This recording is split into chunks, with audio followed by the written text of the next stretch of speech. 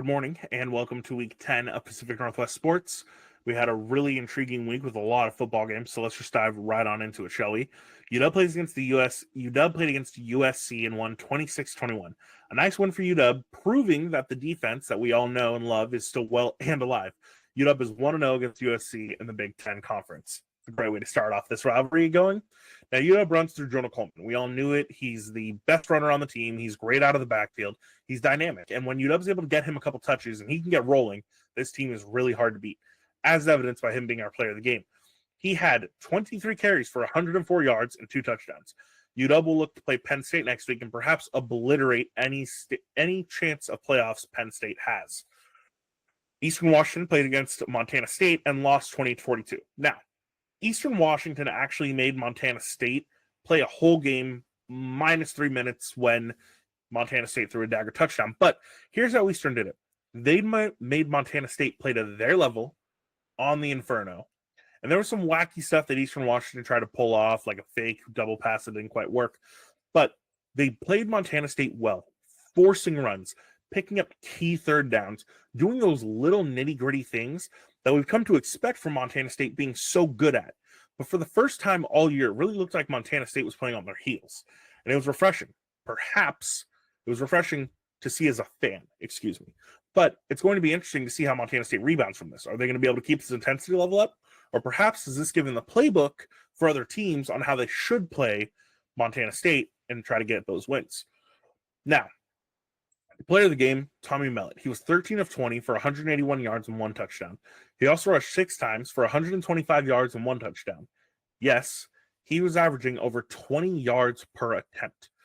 Eastern plays Northern Colorado next week, and Montana State plays Sacramento State next week. Now, your Central Washington Wildcats played against Angelo State, and they lost 16-17.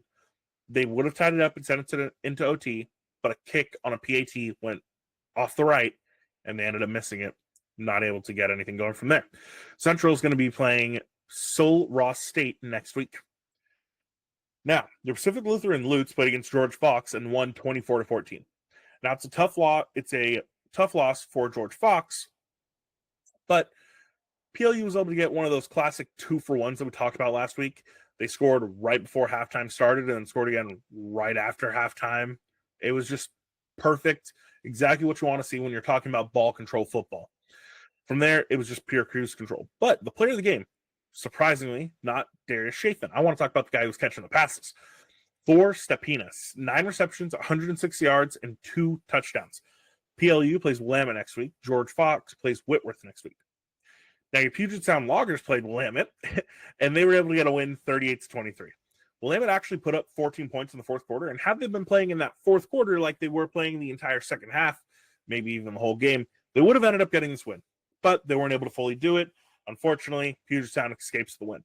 Now, the player of the game, Henry Hernandez, 17 rushes for 122 yards and 1 touchdown. Puget Sound will play Lewis and Clark next week. Willamette plays PLU. Now, your Whitworth Pirates played against Lewis and Clark, and they won 48-9. It's another dominating performance by Whitworth. It seems that the conference may come down to their season finale for Linfield, but for now, we're going to take wins where we can get them. Whitworth absolutely obliterated Lewis and Clark. It wasn't even close. Now, you might think the offense was the catalyst to the win. It wasn't. They forced Lewis and Clark into 4 punts, 2 interceptions, a fumble, and a turnover on downs. Player of the game, Zach Brooks, who had 16 total tackles, 11 of them being solo. Whitworth will play George Fox next week, and Lewis and Clark will play UPS next week. Now over to Oregon, where your Oregon Ducks played against Michigan, and they won 38-17. Now, Oregon keeps rolling. Now, this isn't the Michigan team of last year, but Oregon does those little things that you need to do to win games the right way. They can run well. They can pass well. They don't have mental mistakes on special teams, and they can change the game with their special teams. You combine all 3 aspects of those games in, and you have yourself a recipe for a dangerous, dangerous team.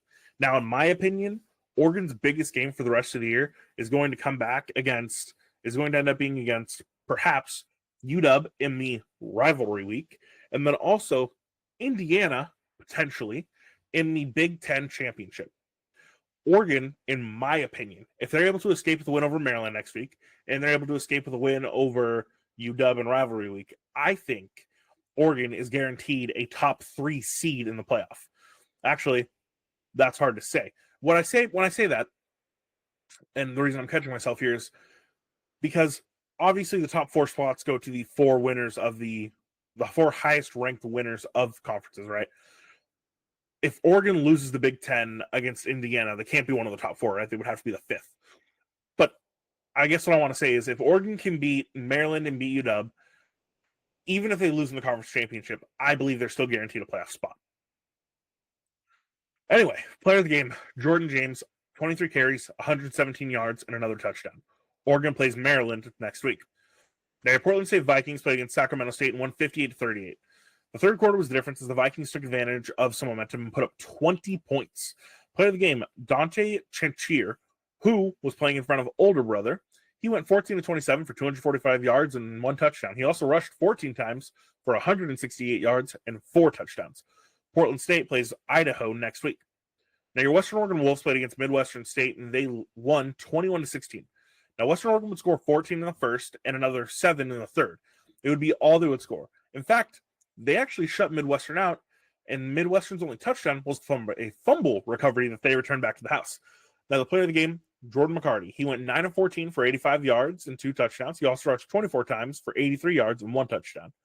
Western Oregon plays Angelo State next week for first place in the Lone Star Conference.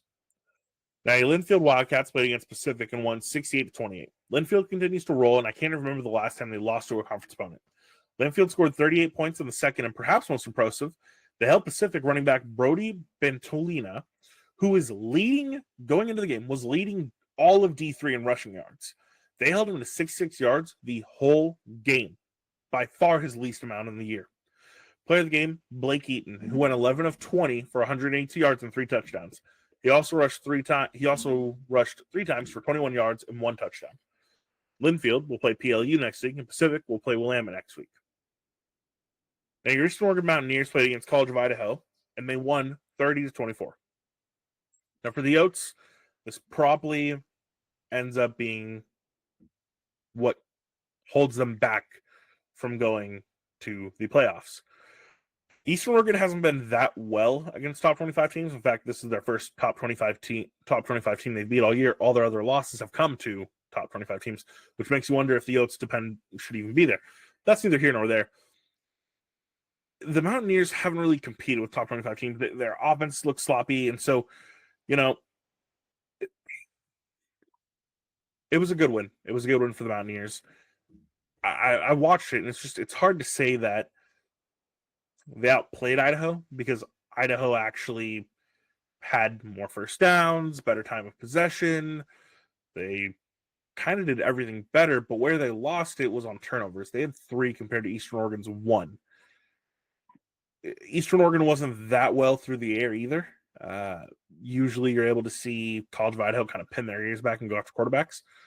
But the player of the game, Quincy Glasper, not his best passing performance as he went 8 of 22 for 143 yards and 2 touchdowns. He also rushed 18 times for 213 yards and another touchdown. The Mountaineers will play Southern Oregon next week, and the Oats have a bye next week. Now, your Southern Oregon Raiders played against Carroll, and they lost 17-21. Now, this is a tough loss for the 8th-ranked Raiders, who at this point up to the season were the darling of the Frontier. But it's a loss to another ranked team, which is fine. Carroll played amazing. Their defense held Southern Oregon's prolific offense in check and gave them a 4th down stop when it was needed most late in the game. Player of the game, Jack Perka, who went 22 of 31 for 280 yards and a touchdown. Southern Oregon plays Eastern Oregon next week. Carroll plays Montana Western next week. Now over to Idaho, where your Boise State Broncos played against San Diego State, and they won 56-24. Now, good win for Boise State. But with Ashton Jeanty's injury, I don't know if he's the go-to for the Heisman this year. Now, let me play devil's advocate here, because I want Ashton Jeanty to win. To me, it seemed like San Diego stacked the box and said, if you want to win this game, you have to pass the ball on us. And Boise State said, fine. Maddox Madison ended up having a passing touchdown, but he also had over 300 yards. But at the end of the first half, Ashton Jeanty only had 40 yards. Now, he ended the game amazing. He's still on pace to break Barry Sanders' record. He's doing all the right things. If he breaks Barry's record, he wins the Heisman. But if he comes 200 yards short, 100 yards short, he's not going to get it. He plays in the Mountain West Conference. People don't want to see them do well. He is the best player in the group of 5, and he's getting unfairly treated for being the best. Now, the player of the game, Maddox Madsen, who went 24 of 32 for 307 yards and another touchdown. Boise State plays Nevada next week. I want to say one more thing about Ashton Jeanty. His elbow's hurt, right? Somewhere, somehow. We don't know how severe the injury is, but he's hurt. But he's playing through it because he knows he's the catalyst that gives Boise State the best chance of playoffs. So expect him to keep running until the wheels fall off. Over to Montana, where your Montana Grizzlies played against Cal Poly, and they won 42-7.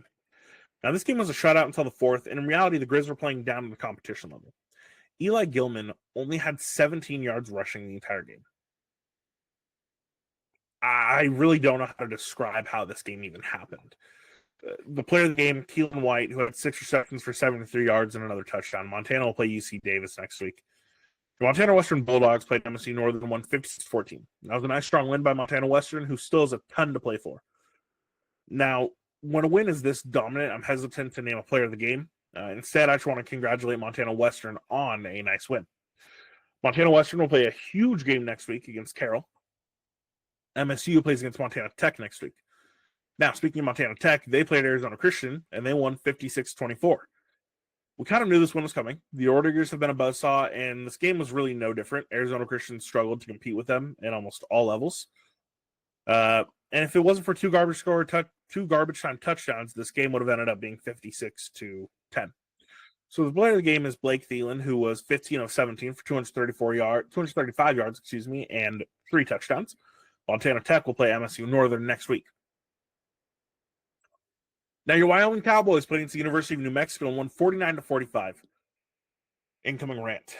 Jay Sawvell is coaching like his career depends on it, and his players are playing like they know his career depends on it. When Craig Bull retired and Jay Sawvell was named the next head coach for Wyoming football, no one truly thought this was going to be a rebuild. Bull had built this team to be a strong running team that relied on its defense. And to his credit, year in and year out, he brought some sort of competition level to Laramie.